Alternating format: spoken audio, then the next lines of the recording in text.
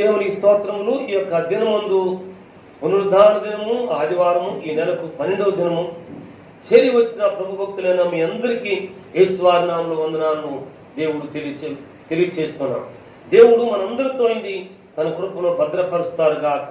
భద్రపరచబట్టాన్ని బట్టి మాత్రమే మనమందరం కూడా ఈ రీతిగా కలుసుకోగలిగాం. దేవుని స్తోత్ర. ప్రభునందు పిల్లారా, మీరు వార్తలు వింటున్నారని ఒక నమ్మిక ఎందుకంటే కరోనా వ్యాధి మరలా నిదానంగా పెరుగుతోందని వార్తలు చెబుతున్నారు. కాబట్టి దేవుని సంగమా, ప్రార్థించే వారంగా మనమందరం కూడా ఉందాం. మన దేశం యెరూషలేమా, నిన్ను ప్రేమించువారు ఏమవుతారట? వృద్ధులుతారనే వాక్యం ఉంది. కాబట్టి మన దేశాన్ని ప్రేమించి, మన రాష్ట్రాన్ని ప్రేమించి, మన క్రైస్తవ సంఘాన్ని ప్రేమించి ప్రార్థించే వారంగా ఉందాం. దేవుని స్తోత్రాలు. ప్రతి బుధవారం, ప్రతి శనివారం ఇక్కడ ఉపవాస ఆరాధనలు జరుగుతున్నాయండి. ఈ ఆరాధనకు ప్రభు ప్రియులందరూ కూడా ప్రేమపూర్వకంగా ఆహ్వానించబడుతూ ఉన్నారు. అలాగే ప్రతి నెల 2వ వారము బుధవారం నుండి శనివారం వరకు ఉపవాస ప్రార్థనలు జరుగుతున్నాయి. గడిచిన బుధవారం నుండి గడిచిన రాత్రి వరకు ప్రతి రాత్రి ఇక్కడ ప్రార్థనలు జరిగినాయి. దేవుని ప్రియులు, సంఘ ప్రియులందరి కొరకు ప్రార్థనలు చేశాం. 2వ ఆదివారం ప్రభునిరిగి బాప్తిసం పొందిన ప్రభు భక్తుల కొరకు ప్రభు ప్రియులు దేవుని శరీరాన్ని, రక్తాన్ని మనం తీసుకుంటున్నాం. ఇద్దరి ముందు ఆయన శరీరం తీసుకుని పరిశుద్ధ విందులు మనం పాల్గొనబోతున్నాం. అందుకు దేవునికి దేవుని స్తోత్రం. ప్రభునందు పిల్లారా, ఈరోజు మన మధ్యలో మన కుటుంబీకులు, నా సోదరులు, దైవజనులు జాషువా గారు, శాంతా గారు మన మధ్య ఉండటం ఎంత సంతోషం, అది ఆశీర్వాదం. దేవుని స్తోత్ర. తెలియని వారి కొరకు 2 మాటలు నేను ఈ భక్తుల గురించి, నా ప్రియుల గురించి నేను చెప్తాను. ఈ ప్రియులు ఈ కుటుంబంలో 1986 సంవత్సరంలో దేవుని దగ్గరకు వచ్చారు. దైవరక్షణ సంపాదించుకున్నారు. దేవుని స్థితిలో చాలా నమ్మకంగా, పరిచారకులుగా, ప్రార్థనాపరులుగా వృద్ధిల్లారు. ఎంత పరిచారకులు అంటే, ఇక్కడ ఉపవాస ప్రార్థనలు ఉన్నాయి, విశ్వాస కూటాలు ఉన్నాయి. అంటే బుధవారం వస్తే మరలా ఆదివారం అయ్యే పర్యంతరం ఈ కుటుంబాన్ని, ఈ మందిరాన్ని విడిచిపెట్టేవారు కాదు. తల్లి శాంతగా ఇప్పుడు దేవుని దాసాలు మెర్సీతో, అలాగే భారతక్క గారితో ఈ రీతిగా పరిచయం చేసేవారితో పగలు రాత్రులు ఈ పరిచయంలోనే ఉండేవారు. వీరికి వాక్యం వినడానికి సమయం ఉండేది కాదు, లేకుంటే టిఫిన్ చేసేందుకు సమయం ఉండేది కాదు. వారిని పొగడటం లేదు సుమా, పరిచర్య ధర్మం గురించి నేను చెబుతున్నాను. ప్రభునందు పిల్లారా, ఆదివారం ఒక్కరోజు వాక్యం ఉందామని పనులన్నీ ముగించుకుని వీరు ఆ కూడికి వచ్చేసరికి ముగింపులో ఆశీర్వాదం మాత్రమే అందుకునేటువంటి వారు. ఈ రీతిగా ప్రభు సందులో ప్రయాసమైనటువంటి ఈ ప్రియులను తన కృప చొప్పున రాయవరం అనే గ్రామాన్ని చూయించి అక్కడకు తీసుకుని వెళ్ళి అక్కడ వాడుకుంటాం ప్రారంభించారు. ప్రభునందు పిల్లారా, రాయవరంలో దేవుడు పరిచయను ప్రారంభించిన తర్వాత, అక్కడ సంఘాన్ని దేవుడు ఇచ్చిన తర్వాత మరలా గూడూరులో పరిచయను దేవుడు ఇస్తున్నానని చెప్పి వాగ్దానం చేశాడు. ప్రతి నెల మేము రాయవరంలో కలుసుకుంటూ ఉండేవాళ్ళం. ప్రభునందుకురా, ఇప్పుడు మల్లవోలు అని కొంత ఆ గ్రామం ఉంది. అక్కడ క్రైస్తవులు సంఘాలు చాలా ఉన్నాయి. ప్రభునందుకురా, పోటీ పరిచయం కూడా కాదు. కొంతమంది హైందువులు మన ప్రియులను ఎరిగిన వారు, అయ్యా వచ్చి ప్రార్థన చేసానకూడదా అని పదే అడుగుతున్నారు. నాతో 1-2 సార్లు చెప్తాయా, వారు ఎక్కడికో వెళుతుంటారు కదా, మనం వెళ్ళాలా అని అంటే, కదయ్య వారు ఎక్కడికి వెళ్ళేవారు కాదు, మీరు వచ్చి ప్రార్థన చేయండి మా ఇంట్లో అంటున్నారు అని చెప్తే అప్పటి నుండి ఆ గ్రామం కొరకు నీ చిత్తమైతేనే మమ్మల్ని నడిపించాలని, నీ దాసు నడిపించాలని ప్రార్థన చేస్తూ వస్తున్నాడు. ఏమో దేవుడు ఈ రీతిగా తన దీన దాసుని వాడుకుంటారో మనకు తెలియదు. దేవుని స్తోత్ర. ఈరోజు మన మధ్యలో ఉంటూ ఎంతైనా సంతోషం, ఆశీర్వాదం. అలాగే గడిచిన దినాల్లో తల్లి దేవుని దాసాలు శాంత గారు చాలా బలహీనరాలుగా ఉన్నారు. సంఘంలో తెలియచేసాం. వారు మన మధ్యలో ఉంటూ సంతోషం. దేవుడు వారికి ఇచ్చిన ఆరోగ్యాన్ని బట్టి దేవుని స్తోత్రాలు. ఇప్పుడు దేవుని దాసులు, నా తోటి సోదరులు, ప్రభు ప్రియులు దేవుని వాక్యాలు అందిస్తారు. శ్రద్ధగాను జాగ్రత్తగాను విందాం. దేవుడు మనతో మాట్లాడతారు కాక. దేవుని సేవకులు జాషువా గారు. పెద్దలకు మరొకసారి వందనాలు.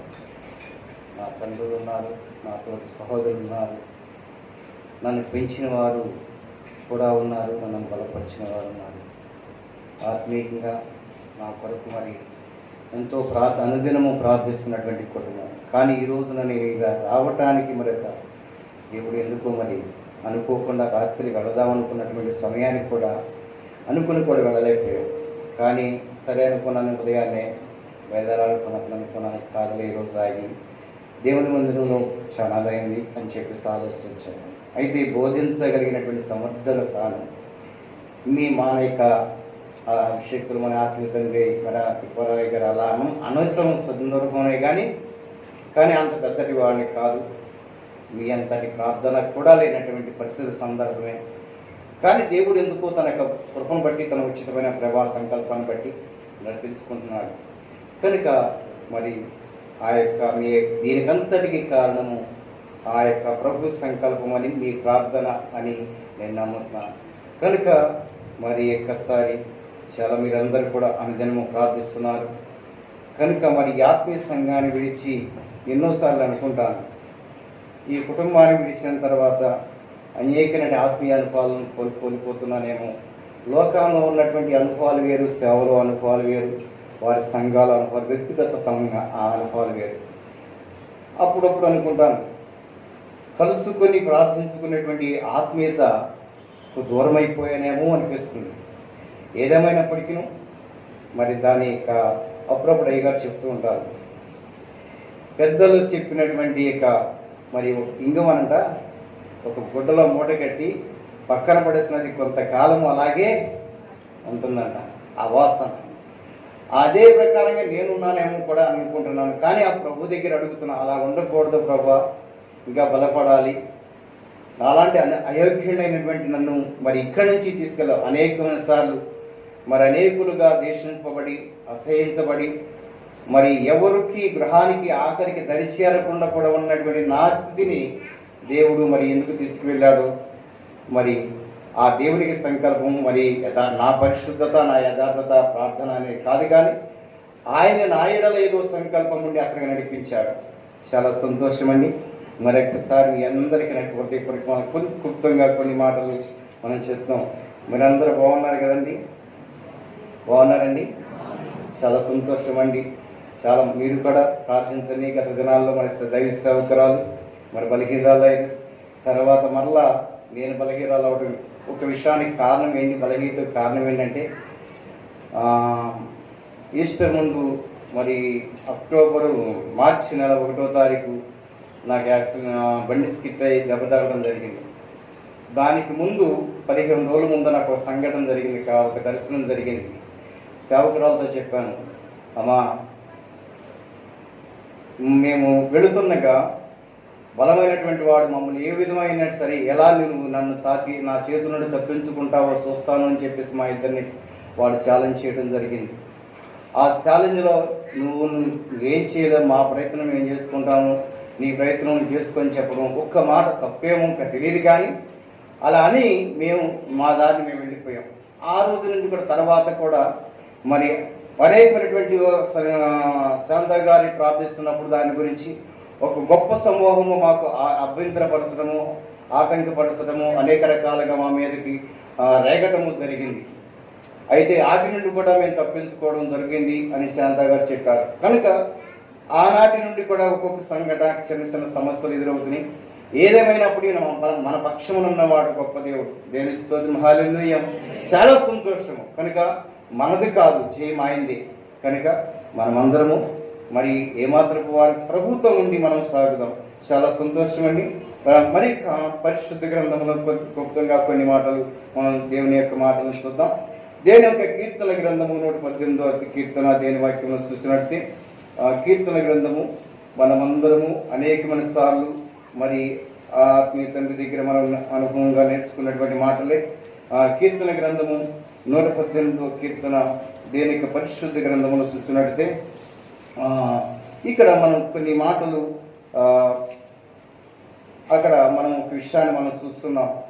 దేని వాక్యంలో అక్కడ చూసినప్పుడు ఆ మాటలకు మరి దేవుని యొక్క పరిశుద్ధ గ్రంథములో చూచి అక్కడ అంటాడు 22వ అధ్యాయం, ఇల్లు కట్టువారు నిషేధించిన రాయి తలకు మూల రాయి ఆయను, అది యెహోవా వలన కలిగినది, అది మన కనులకు ఆశ్చర్యము. దేవుని స్తోత్రం. మంచిది.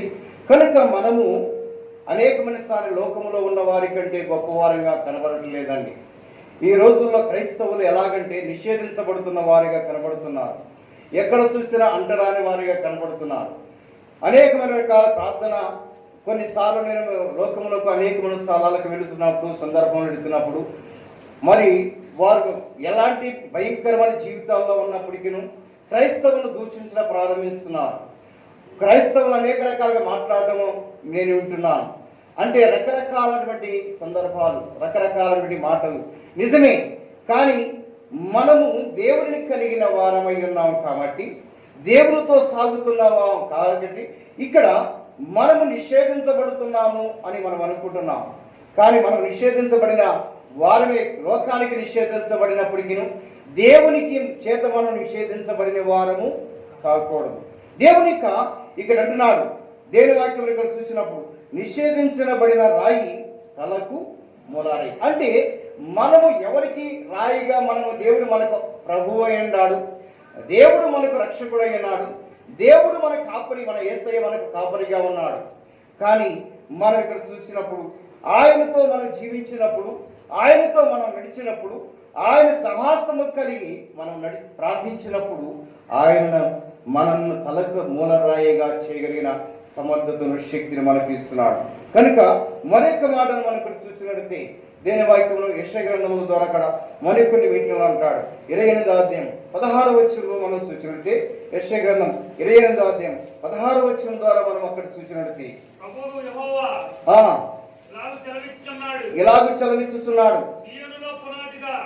సియోనులో పునాదిగా రాతిని వేసిన వాడును నేనే. ఎలాంటి రాయి ఏదండి అది? దేవుడి యొక్క మొదట నిషేధించబడిన వారంగా మన సమాజానికి కనబడినప్పటికీ, లోకానికి వెరితరముగా కనబడినప్పుడు, ఎలాంటి వారిగా కనబడినప్పటికంట ఇక్కడ మనం ఎలాంటి రాయిగా మనం నిర్మిస్తున్నాడు అని మనం ఆలోచన చేస్తున్నట్టయితే ఆయన మనతోన్నాడు, అది ప్రభువుకు యెహోవా ఇలాగు చలవిస్తున్నాడు, సియోనులో పునాదిగా రాతిని వేసిన వాడును నేనే. ఎక్కడ? సియోనులో రాతిని వేసిన వాడును నేనే.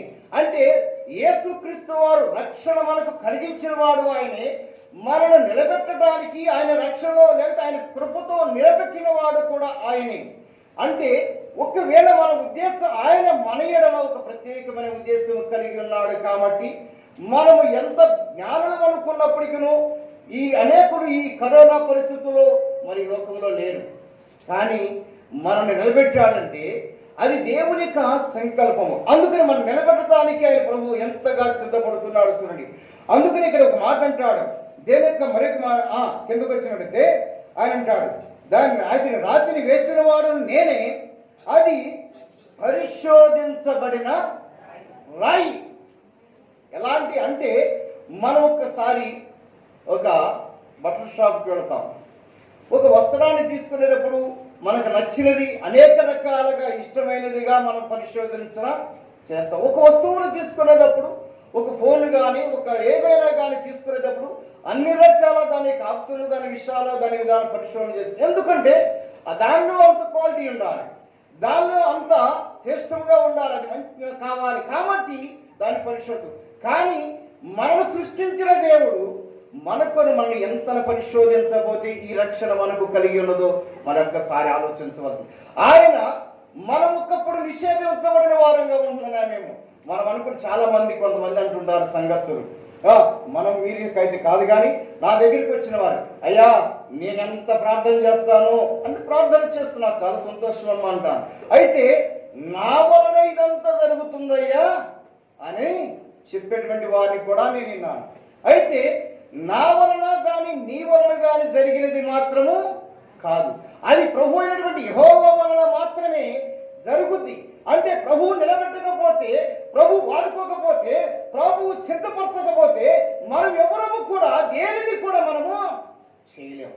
కనుక ఆయన ఇన్ని విషయాలు అన్నాడు, అది పరిశోధించబడిన రాయి, అమూల్యమైన తలరాయి. దేవుని స్తోత్రం, హల్లెలూయా. అంటే ఇక్కడ అన్ని ప్రభు మనల్ని ఎంతగా పరిశోధించాడు చూడండి. అంటే నీవు అనుకుంటున్నావేమో, కొంతమంది వారి జీవితాలను బట్టి ఏం చేస్తున్నా ఎవరు చూడలే, ఎవరు లేనప్పుడు చేసినా ఎవరు చూడలే, ఎవరికి తెలియదులే అని కొంతమంది అనుకుంటున్నారు. కానీ దేవుడు మనల్ని పరిశోధిస్తున్నాడు. దేవుడు మనను అనేక ఆయన దృష్టి మన మీద ఉంచినాడు. అందుకని కీర్తన గ్రంథం అంటాడు కదా, నిర్దోష మార్గం ముందు నడుచుకు వారి కలరేమని ఆయన ఏం చేస్తున్నాడంట, మన వైపు కనిపెడుతున్నాడు. అవును, మనం ఏ మార్గం నడుస్తున్నాము? ఆయన పరిశోధించబడిన వాడిగా ఉన్నాడు. శ్రేష్ఠ అమూల్యమైన దానిగా మనం నిలబెట్టాడు. మనం ఎలాంటి వారముగా మనం ఈ రోజున ఉంటున్నాము అంటే మనం ప్రార్థించడమే కాదు, పరిశుద్ధత కావాలి, ఆత్మీయత కావాలి, ప్రేమ, సమాధానము మనం కలిగిన వారమైతే ఇవన్నీ కూడా దేవునికి ఇష్టమైనటువంటి వారముగా మనం కనబడుతున్నాం. అయితే ఒక విషయాన్ని నాకు తెలిసినటువంటి ఒక తల్లి గారు ఉన్నారు. మరి యొక్క విషయాన్ని మనం చూస్తే, ఒక తల్లి ఏం చేసిందో తెలుసా? అయ్యా, నేను ఆ సంఘములో ప్రధానమైన దానిగా ఉన్నాను అని, నేను లేకపోతే ఆ సంఘము ఏమీ అనుభవంతో లేదు, ఆ సంఘాన్ని ఎంతగానో ప్రోత్సహించానయ్యా అని చెప్పింది. సరేమ్మా, సంతోషమమ్మా, అలాంటి వాళ్ళే కావాలి కదా సంఘాన్ని ప్రోత్సహించాలి, దేవుడు సంఘం పరిచయం వర్దిల్లాలంటే అలాగే ఉండాలి కదమ్మా అని అంటే, కొన్ని రోజుల నెలల తర్వాత కొన్ని సంఘటన జరిగింది. ఆ సంఘటన ఎందుకో సంఘస్థులు ఈమెని నిర్లక్ష్యం చేశారట. ఏంటండి, సంఘస్థులు కొంత నిర్లక్ష్యం చేశారట. నిర్లక్ష్యం చేసి అది సేవకుని పాస్టర్ గారు చెబితే, పాస్టర్ గారు అన్నాడు, అమ్మ ఏమి లేములేమ్మా, ఏది ఎందుకో చెప్పారంటే, అదుగో నన్ను పాస్టర్ గారు కూడా నిర్లక్ష్యము చేశారు. అంటే నేను ఎవరికి పనికిరాని దానిగా అయ్యాను, నేను ఈ సంఘంలో నేను ఉండను అని చెప్పేసి ఆమె ఆ సంఘమును విడిచి వెళ్ళిపోయింది. వీరి శ్రేష్టమైనటువంటి జీవితమా? ఇది దేవుడికి ఇష్టమైన జీవితమా? ఇది దేవునికి అనుకూలమైనటువంటి నడవడిక? కాదు. దేవుని ప్రియులారా, ప్రేమ, సమాధానము దేవుడు మన కొరకు ఆయన ఆ యొక్క సర్వశరీరమును మన కొరకు ధారపోసి మనల్ని పరిశుద్ధపరిచి మనల్ని అమూలమైన రక్తములో చేత కడిగి సహవాసము కలిగి ఉండమంటే ఆ తల్లి చెప్పిన మాటకి చేసిన క్రియకు సమలమే. మనము లాంటి వారము కాదు. అందుకని అంటాడు, ఆయన పరిశోధించబడిన వారముగా ఉండి శ్రేష్టమైన వారి అమూల్యమైన వారముగా ఉండగలిగితే అంటాడు. బహు స్థిరమైన పునాదిగా అక్కడ అంటాడు. కింద వచ్చినది బహు స్థిరమైన పునాది ఆయను, మూలరాయి ఆయన, విశ్వసించువాడు కలవరా పడడు. అంటే మనకిష్టమైనప్పుడు, మనం ప్రేమించినప్పుడు ప్రేమగా ఉండటము, ప్రేమించినప్పుడు కలవరపడటము, ద్వేషించడము, రానరాని మాటలు లేకపోతే కొన్ని మాటలు మాట్లాడటం వల్ల అది కదలపబడి. అందుకని ఇక్కడ అంటాడు, మనం పిలువబడిన వారమై ఉన్నాం. మనం నిషేధించబడిన రాయిగా ఒక్కొక్కప్పుడు ఉన్నప్పుడు ఆయన శ్రేష్టమైన ప్రేమ చేతను, అమూల్యమైన శ్రేష్టతను, శ్రేష్టమైన కృప చేతను మనం నడిపించాడు. కానీ ఈ దినమున మనం ఎలా ఉన్నాం? అయితే మన ప్రభువుతో సాగుతున్నాం. అందుకనే ఒక భక్తుడు, నేను సాగెదను యేసునితో. అవును, ఎప్పుడు వరకండి? మన జీవితాంతం వరకు మనం సాగవలసిన వారమై ఉన్నాం. అందుకని కష్టములు వస్తాయి, శ్రమలు వస్తాయి, ఇదిగో అనేకమైన అవధీతలు వస్తాయి, అనేకమైన వ్యతిరేకతలు వస్తాయి, అనేకమైన కన్నీటి ఇబ్బందులు వస్తాయి, అనేకమైన దేశాలు వస్తాయి ఒక్కొక్కసారి. కానీ మనము ఏ మాత్రమును జరిగక మనం చూడవలసింది ఆ ప్రభు వైపే గాని, ఆ రక్షకుని వైపే గాని, ఆ తండ్రి వైపే గాని మనము మన భూ సంబంధమైన వారి వైపు చూడగలరు. అందుకని అంటాడు అపొస్తలుడైన పై వాటినే మనం చూడాలి, ఎతకాలి. అందుకని భూ సంబంధం కింద ఉన్న వాటి కోసం ప్రయాసపడాలి, వాటి కొరకు ప్రభు చిత్తపడాలి. కనుక ఇక్కడ అంటాడు, మనము దేవునితో సాగుతాం, మనం ప్రత్యేకపరిచాడు. ఎందుకని అంటాడు, దేనికి పరిశుద్ధ గ్రంథము మనం అనేకమైన రకాలుగా మనం చూస్తుంటే ఇంకొక మాట యెషయా గ్రంథం 33 దేని వాక్యంలో 6వ వచనంలో చూసినట్టు అక్కడ ఒక మాట అంటాడు. యెషయా గ్రంథం 33 దేని వాక్యంలో చూసినట్టు 6వ వచనంలో ఒక మాట అంటాడు. ఏంటండి, నీ కాలము నియమింపబడి ఉన్నది. ఇదిగో దేవుని యొక్క మాట్లాడుతున్నాడు మనకి. మన కాలము నియమింపబడి, ఎవరికా? నీ కాలము నియమింపబడి ఉన్నది, స్థిరముగా నుండుము, రక్షణ బాహుళ్యము, బుద్ధి జ్ఞానముల సమృద్ధియు కలుగును. యెహోవా భయము వారికి ఐశ్వర్యము. మంచి వాక్యం అండి. మనం అనుకుంటున్నాం, ఎంతమంది మనము దేవుని మీద ఆధారపడుతున్నాం, దేవునితో సాగుతున్నాం. ఇక్కడ దేవుడు మనకు ఆ చేస్తున్న త్యాగము ఎంత గొప్పది అండి. ఆ పరమ తండ్రి, మన తండ్రి అయిన యెహోవా మనకు తన సొంత కుమారుని భూమి మీదకి పంపించి ఉన్నాడు. ఆ సొంత కుమారుని మన కొరకు ప్రాణం పెట్టి ఉన్నాడు. మనము పాపులమైన మనల్ని పరిశుద్ధపరచుటకు ఆయన తన స్వరక్తము చేత మనల్ని పరిశుద్ధపరిచాడు. దేవునికి ప్రియ సంగమ ప్రియక దేవుని బిడ్డలారా, మరి యొక్క విషయాన్ని మనం చూడండి. ఇక్కడ మనకు నీ కాలము నియమింపబడి ఉన్నదండి మనందరి కొరకు. అంటే కాలము ఇక్కడ వర్షాన్ని చూసి మనం ప్రార్థించవలసిన వారమైన, మనం దేవుని దగ్గర కనిపెట్టవలసిన వారమైన, దేవుని కొరకు బ్రతకవలసిన వారమైన, దేవుని కొరకు జీవించవలసిన వారమైన, దేవునితో నడవవలసిన వారమై ఉన్నాము. నడిచిన కొలది దేవుడు మనల్ని స్థిరపరచడు. ఆయన కాపాడుటకు ఆయన కాపాడుతుంటే చాలా మంది అంటున్న దేవుని వాక్యం అందరూ మనం పనులు చేసుకుంటూ దేవుని కార్యాలను నిర్లక్ష్యం చేస్తూ ఉన్నాం అందరూ. అందుకనే నా తోటి సహోదరుడు మరి ఒక సహోదరుడు నాతో అన్నాడు, నేను రక్షింపబడిన దినాల్లో ఒక చోటకి ప్రార్థనకి వెళితే ఆ ప్రార్థనకి వెళ్ళినప్పుడు అన్నాడు, నువ్వేమవుతావు అన్నట్టుంటాడు, నువ్వు వెళ్ళి ఎక్కడోసారి ప్రార్థన చేసుకో అని చెప్పాడు. నేను అప్పుడు 2 కర్రలతో నడుస్తున్న సేవకులు సహవాసానికి వచ్చినాడు. 2 కర్రలు పట్టుకుని నడుస్తున్నటువంటి సందర్భంలో ఒరే పారకుంటాడు ఎక్కడోసారి మూల కూర్చుని ప్రార్థన చేసుకోవాలన్నప్పుడు చాలా బాధేస్తుంది. కానీ ప్రభా, ఎందుకు నీ విశ్వాసంతో నేను ఈ గదికి వచ్చాను కదా, నీ సన్నిధికి వచ్చాను కదా, ఈ కుంటితనము లేకుండా ఎందుకు ఉండాలి ప్రభా? ఉంటే నీ చిత్తమును బాగుపరుస్తావు, స్వస్థపరుస్తావు, నడవగలిగే శక్తి ఈ కర్రలు లేకుండా ప్రభు నీ పని చేయాలి ప్రభు అని ఆశపడ్డా. కానీ ఆ స్థితిలో నన్ను ఉంచాలి, ఆ పరిస్థితుల్లో నన్ను ఉంచాలా.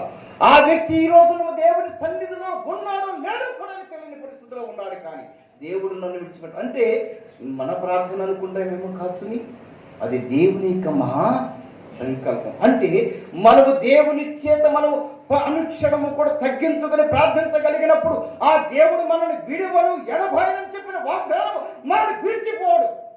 ఆయన తల్లి అయిన మనసునేమో తండ్రి విడిచిన ఆయన విడువడు ఎడబాయడు. అందుకని చాలా సార్లు మనం విడిచిపోతాం. అందుకని ఇక్కడ అంటాడు మన కాలము ఏమైనా నియమింపబడింది. అంటే అన్నిటికీ మన పనులకు చాలా సమయం నియమించుకుంటున్నాం. కానీ దేవునికి మాత్రము ఎంత నియమించుకోగలుగుతున్నాం, ఎంత సమయం ఇవ్వగలుగుతున్నాం, ఎన్ని గంటలు మనం ప్రార్థించగలుగుతున్నాం. అవును నిజమే, ఆశీర్వాదము చూడలేకపోతున్న వారు కొందరు అనుకోవలసింది, అందరూ ఆశీర్వదించబడుతున్నారు, మాకే ఆశీర్వాదం రాలేదనుకుంటాను. ఒక విషయాన్ని దేవుడి సన్నిధిలో మనం కనిపెట్టలేకపోతే దాని దేవుడి సమాధానం మనము పొందుకోలేకపోతాం. కానీ దేవుడు ఇక్కడ అంటాడు, మన ప్రతి విషయంలో అందరూ మనం ఆశీర్వదించబడాలని దేవుడు మహాసంకల్పమైనది. అందుకని ఇక్కడ అంటాడు, అది ఇక్కడ అంటాడు, ఆయన అంటాడు దేని స్థిరముగా నుండు రక్షణ బాహుల్యము బుద్ధి జ్ఞానముల సమృద్ధియు కలుగును. యెహోవా భయము వారికి ఐశ్వర్యము. వారు సూర్యుడు బయట రోదనము చేస్తున్నారు, సమాధాన రాయబారులు ఘోరముగా ఏడ్చుచున్నారు. దీనిక కానీ మనం ఇక్కడ ఉంటాడు, రక్షణ బాహుళ్యం బుద్ధి జ్ఞానము సమృద్ధి కలుగును.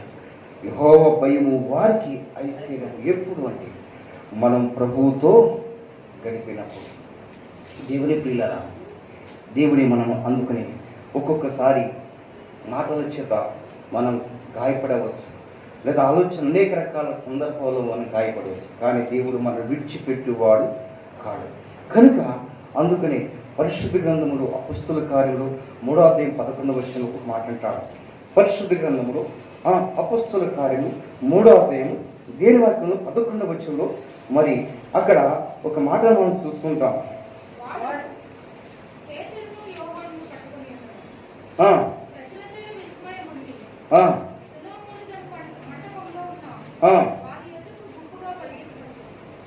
దేని యొక్క అక్కడ అంటారు, మేము ఎరిగిన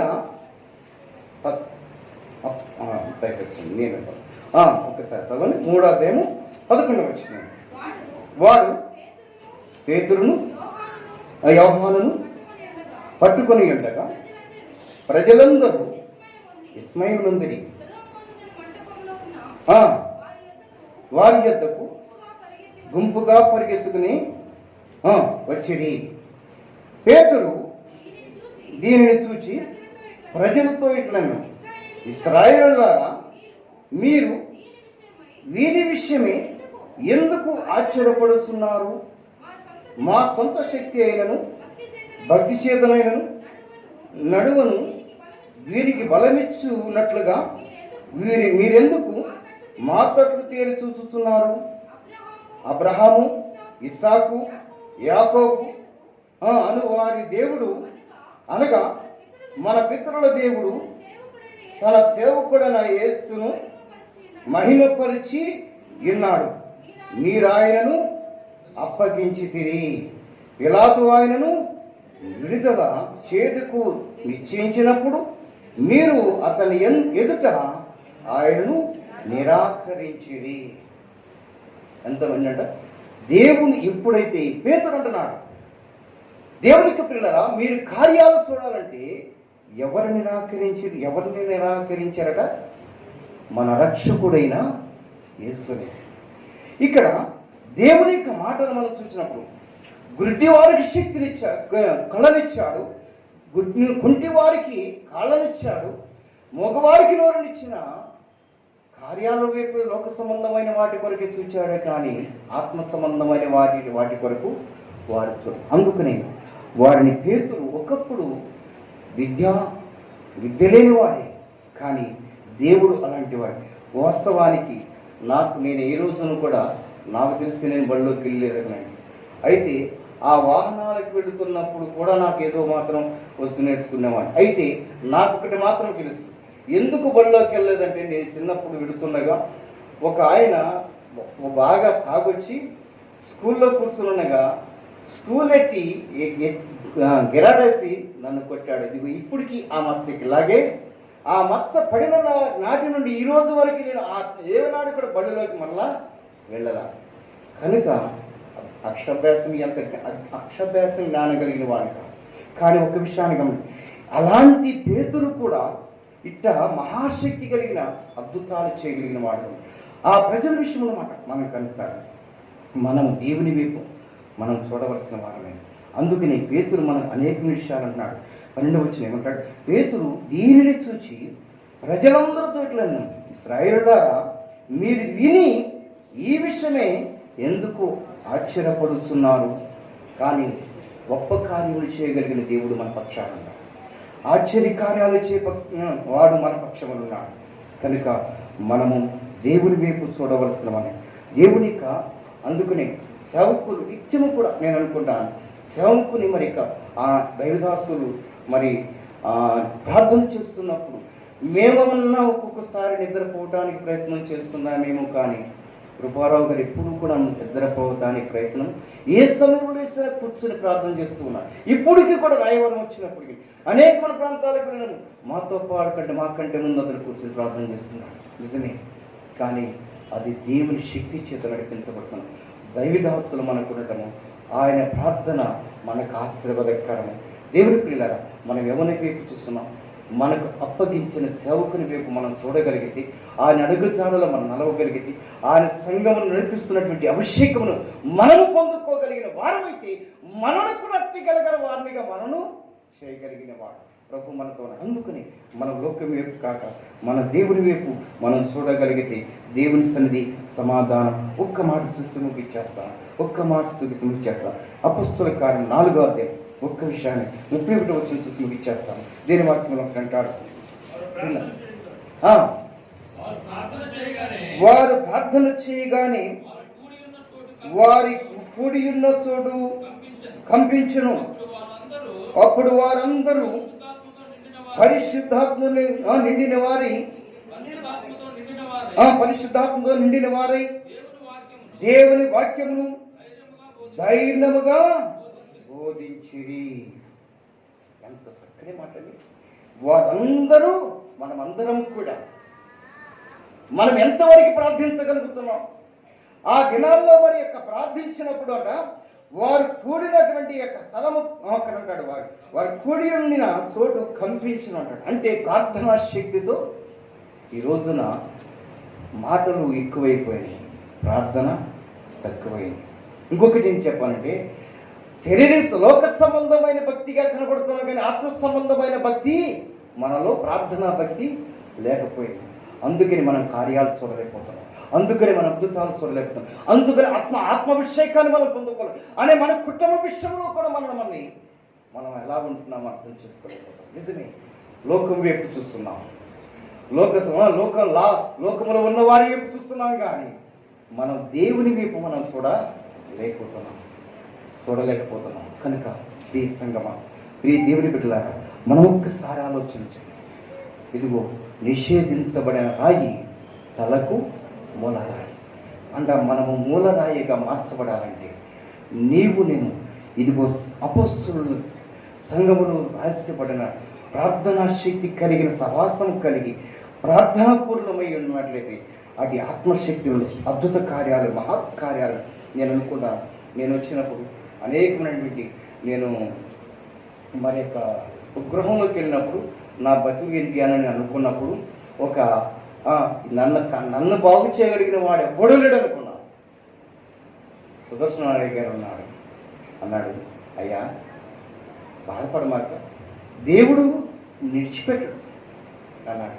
అయ్యా ఈ నడక కుటుంబం ఉంది, మరి కుమార్తె ఉంది, ఏం చేయాలో అర్థం కానీ ఎవ్వరూ పట్టించుకోవట్లేదయ్యా అన్నప్పుడు దేవుడు ఉన్నాడయ్యా, దేవుడు నిన్ను బలంగా వాడుకుంటాడయ్యా అన్నాడు. ఎందుకు ఆ రోజున ఆ తండ్రి యొక్క నోట చేతి వచ్చిందో తెలియదు కానీ ఆ నోటి నుండి ప్రార్థించుకున్నాం. దేవుడు నన్ను విడివక ఈ సంఘములో మరి ఈ రీతిలో నిలబెట్టడానికి అది ఆ ప్రభు యొక్క మహాప్రభు. ఎందుకనండి, మనము ఆ ప్రార్థనా పరుల యొక్క అభిషేకాన్ని మనము కూడా పొందుకోవలసిన వారమే. అట్టి అభిషేకమును పొందుకోకపోతే అట్టి ఆత్మకార్యాలు మనము కూడా చూడలేము. కనుక మనం పొందుకోవాలి అట్టి కార్యాలు మన ఎడల, మన కుటుంబాల ఎడల, మన సంఘం ఎడల ఇంకా రాబోతంలో అద్భుతంగా చేయబడిన కాదు. ఈ వాక్యం అందరికీ దేవుడు ఇచ్చిన సమయం ఇచ్చిన చిన్న ప్రార్థన చేసుకున్నాం. మహాప్రేమ గల మా తండ్రి, పరిశుద్ధుడైన మా ప్రభా, నీ పాదలకి స్తోత్రమైన ఇదిగో ఇప్పటి వరకు నీ సమయం ప్రభా నీ దాసులు అప్పగించాను. అల్పుడును అనార్హుడనైనా నన్ను ప్రభా, ఇదిగో ప్రభా నీ పరిశుద్ధ గ్రంథములు కొన్ని మాటలు ప్రభా మాట్లాడింది. ఆ మాటలు ప్రభా నీ బిడ్డలకు ప్రభా జీవపు ఓటగా మార్చినారు. ఇదిగో తను ప్రభా మమ్మును ప్రభా సహవాసం యందును ప్రభా అయాధిపతులతో మమ్మల్ని ఎడతెగక బలపరిచిన ఆత్మాభిషేకం చేత మమ్మల్ని ఇప్పుడు నడిపించినారు. ఇదిగో నీ దాసుని ప్రభా ఇంకా బలమైనటువంటి అభిషేకం చేత, నీ దాసురాలు బలమైన అభిషేకం చేతను ఇదిగో నీ వినిపిన పని. అలాగే తన ప్రభా కుమారుని కూడా నీ కృప చేతను ప్రభా, నీ శక్తి చేతను ప్రభా ఈ సన్నిధి ప్రశ్న చేతనివ్వండి. ఇదిగో ఇక్కడ ప్రభా పుట్టిన బిడ్డలందరికీ నీ కృపా కాపుదల ఆశీర్వాదం, అలాగే తన పరిశుద్ధాత్మిక నింపుదలను ప్రసాదించి నడిపించుకోండి. యేసునామమున వేడుకుంటున్నాం తండ్రి. దేవుని స్తోత్రాలు. మంచి శ్రేష్ఠ వాక్యాలను హెచ్చరికతోనూ సూచనతో ఉన్నటువంటి దేవుని వాక్యాలు మనం వినేందుకు దేవుడు సహాయం చేశారు. నేటి క్రైస్తవ సంఘము ఉన్న పరిస్థితిని తెలియచేస్తూనే మనం పరిశోధించబడిన రాయి అని, ఏర్పరచబడినటువంటి రాయి అని, ఈ రాయిగా ఉండి దేవుని చేత నియమింపబడితే మనకు ఐశ్వర్యము దొరుకుతుందని దేవుని వాక్యం మనకు బోధించారు. ఇల్లు కట్టిన వాడు నిషేధించిన రాయి మూలకు తలరాయి అయిపోయింది. అవును, నిషేధించవచ్చు, వెలివేయవచ్చు, కానీ ప్రభువు చేత కనుగొనబడితే, ప్రభు ఏర్పాటు చేసుకుంటే ఆశీర్వాదమే. ప్రభు కొరకు సాక్షిగానే మనం జీవిస్తాం. అటువంటి కృపను ప్రభువారు మనకు ప్రసాదిస్తారు గాక. ముగింపులో ఒక మంచి మాటను చదివించారు. అపోస్తుల కార్యములు 4వ అధ్యాయంలో 31వ వచనం, వారు ప్రార్థన చేయగానే వారు కూడి ఉన్న చోటు కంపించను. అప్పుడు వారందరూ పరిశుద్ధాత్మతో నిండిన వారై దేవుని వాక్యమును ధైర్యముగా బోధించి దేవుని స్తోత్రం. ప్రభునందు ప్రియులారా, ఈ వాక్యము నాకు భలే సరిపడిందో లేకపోతే సంతోషం వేస్తుంది. ఎందుకు అంటే ఈ మధ్య ఎందుకు ప్రార్థించిన ప్రతిసారి ఒంటరిగాను శనివారం బుధవారాలు ప్రార్థించుకుంటున్న ప్రతిసారి మా నాయన, మా పెద్దలు కాంతమామ గారు, బెంజమిన్ గారు, భాగ్యము గారు, శాంతము గారు, రూతము గారు, ఈ రీతిగా గ్రామ గ్రామాన ప్రియులే ప్రార్థించిన వారు ఉన్నారయ్యా. అటువంటి ప్రార్థనా గుంపు మరలా మాకు కావాలా. ఏదో ఒకరిద్దరు ప్రార్థన చేయటం కాదు. ప్రార్థన చేయమంటే పాఠం చదివినట్టుగా అభ్యంతర పడబోకండి. ఈ మాటకు ప్రార్థన చేయమంటే పాఠం చదివినట్లుగా ప్రార్థన చేయటం కాదు. మీ ఆత్మ చేత, మీ నడిపింపు చేత ప్రార్థన చేయాలయ్యా.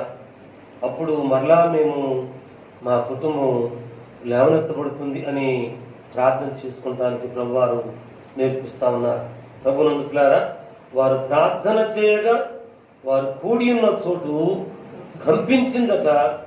పరిశుద్ధాత్మ వారి మీదకి దిగి రాగా పరిశుద్ధాత్మ చేత వారు అభిషేకించబడ్డారు. అవును, అటువంటి కృపను మనం అందరం కూడా సంపాదించుకోవడానికి దేవుని వైపు మనం చూద్దాం. దేవుని ప్రియులారా, గడిచిన బుధవారం నుండి గడిచిన రాత్రి వరకు మేము చాలా శ్రేష్టమైన వాక్యాలు మేము చదువుకున్నాం.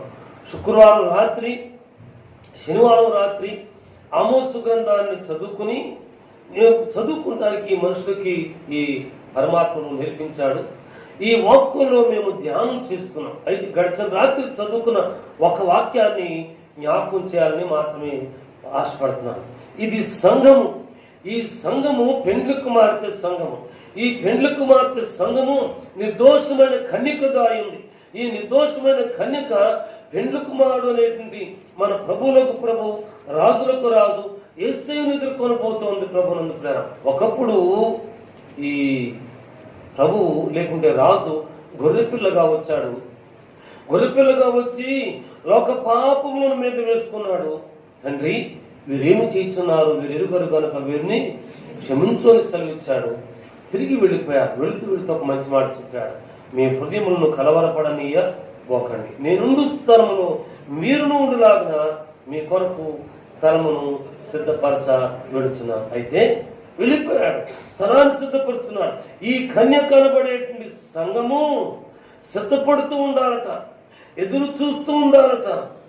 దేవుని స్తోత్రం. అయితే ఆమోసు గ్రంథము 5వ అధ్యాయము 1 నుండి 4 వచనాలు మేము గడిచిన రాత్రి చదువుకొని ధ్యానం చేస్తాం. 2వ వచన భాగంలో 1 నుండి చదివితే ఒక్కరు చదవండి. ఇశ్రాయేలు వారులారా, మిమ్మల్ని గూర్చి నేనెత్తు ఈ అంగలార్పు మాట ఆలకించుడి. దేవుని స్త్రీలారా, సంగమా, దైవజనులు సెలవిచ్చిన లేకుంటే దేవుడు చూపించిన హెచ్చరికతో కూడిన సూచన వాక్కులను, దీవెన వాక్కులను మర్చిపోబోకండి.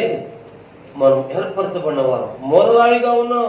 అయితే మూలరాయిగా ఉంటే ఇశ్రాయేలు సంతతిని గూర్చి ఈ పరమ తండ్రి ఏడుస్తూ ఉన్నాడట. ఎందుకంటే 2వ భాగం ఉంటాడు, కన్యకైన ఇశ్రాయేలు కూలిపోయిందట.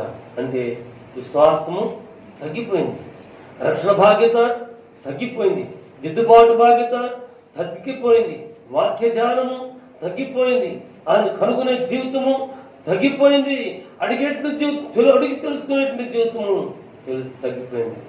ఆయన తోటమాలి అనుకుని, నాయన నా ప్రభువుని ఎక్కడ పెట్టావో చెప్పవు, ఆయన నేను కూర్చేంది మోసుకొని తీసుకెళ్తాను కాదు, ఆయన మోసుకుని వెళ్తానికి వచ్చాను, ఊరికే రాలేదు. వచ్చిన నేను ఆయనను తీసుకుని వెళ్ళేందుకు, మోసుకుని వెళ్ళేందుకు